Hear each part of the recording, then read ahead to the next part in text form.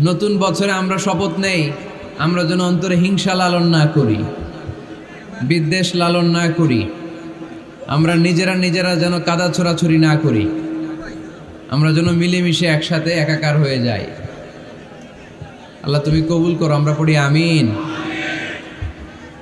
60টা জিনিস মানুষ মরে যাওয়ার পরে তার কবরে পৌঁছতে থাকে।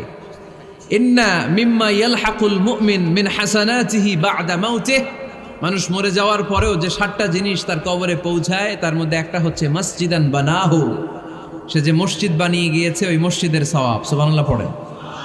আপনি টাকা দিয়ে মসজিদ বানিয়ে দিলেন, ওই মসজিদে মুসল্লিরা নামাজ পড়ে, রোজাদাররা এসে ওখানে ইফতার খায়, তাহাজ্জুদ আদায়কারীরা তাহাজ্জুদ পড়ে, তাদের সওয়াবের কমতি হবে না, কিন্তু তাদের সওয়াবের একটা পার্সেন্টেজ সওয়াব যে ব্যক্তি মসজিদ বানালো তার আমলনামে আল্লাহ ঢুকিয়ে দেয়। সুবহানাল্লাহ বলতে পারলেন না? হে নামাজি